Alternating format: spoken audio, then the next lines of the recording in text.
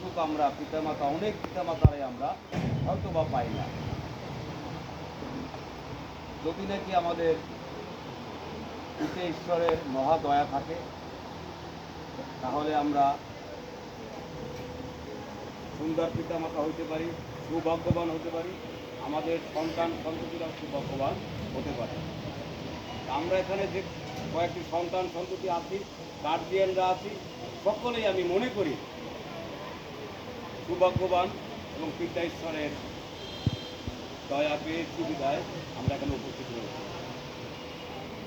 এখানে উপস্থিত যারা আছেন প্রত্যেকের কাছে আমি বড়জোরে বিনয় করি, প্রার্থনা চাই যে এই দুটি সন্তান এদেরকে পৃথিবীতে পিতা ঈশ্বর যে কয়দিন বাঁচিয়ে রাখবেন, যেন সুস্বাস্থ্যে বাঁচিয়ে রাখেন এবং প্রেম, ভালোবাসা, মায়া, মমতা, স্নেহ, সম্মান, বিশ্বাসতা যেন ঈশ্বর ওদেরকে দান করে, সেই রূপে চলতে পারে। ওদের দ্বারা যেন ছেলের যে পিতৃকুল রয়েছে তা যেন ধন্য হয় এবং ওর দ্বারা যেন ওর স্ত্রীর যে বাড়ির যে প্রিয়জন, বাবা মা, আত্মীয় স্বজন, তারা যেন ওদের আচরণে ধন্য হয়। এই প্রার্থনা আপনারা সকলে করবেন। একটি বক্তব্য।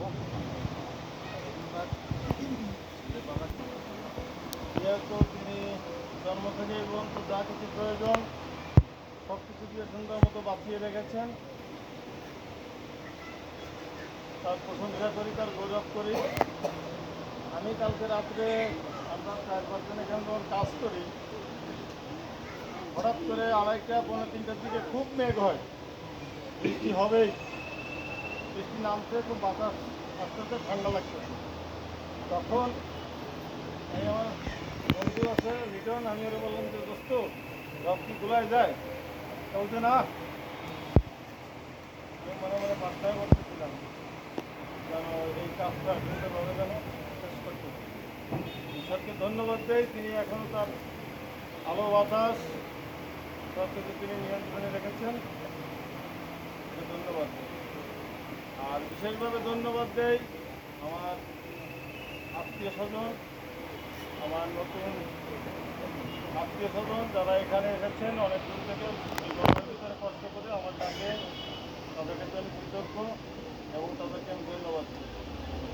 আপনারা এই বর এবং বোনের জন্য প্রার্থনা রাখবেন, ঈশ্বর যেন তাদেরকে আশীর্বাদ করেন এবং তারা যেমনিভাবে বয়সে বৃদ্ধি পাইতেছে, ঈশ্বর যেন তাদেরকে ঐশ্বরিক জ্ঞান দান করেন, তারা যেন সব কিছু মেনটেন করে সবাইকে সন্তুষ্ট রেখে জীবনযাপন করতে পারে এবং একটি আদর্শ পরিবার হয়ে সমাজে বেঁচে থাকতে পারে। আপনারা তাদের জন্য প্রার্থনা রাখবেন। আর আমরা যারা পিছনে রয়েছি, আপনারা আমাদের জন্য প্রার্থনা করবেন। আমরা আস্তে আস্তে বয়স হয়েছে, ঈশ্বর যেন আমাদের যতদিন পৃথিবীতে রাখেন যেন উনি সুস্থ রাখেন, ভালো রাখেন। আর বিশেষ করে প্রার্থনা করবেন আমার বাবা,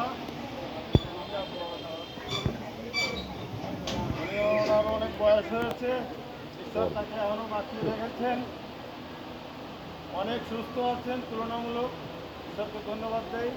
বাড়িতে আমার মা আছে, আমার আত্মীয় স্বজন যে যেখানে আছে, ঈশ্বর সবাইকে ভালো রেখেছে, ঈশ্বরের গৌরব। যতদিন আমরা পৃথিবীতে থাকবো, আমরা যেন একসঙ্গে মিলেমিশে থাকতে পারি, ঈশ্বর যেন আমাদের প্রত্যেককে আশীর্বাদ করেন।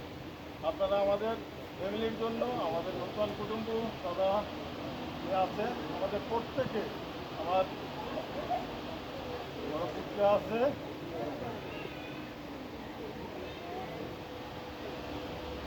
ঈশ্বর সেই পরিবারের সবাই এখন বড়,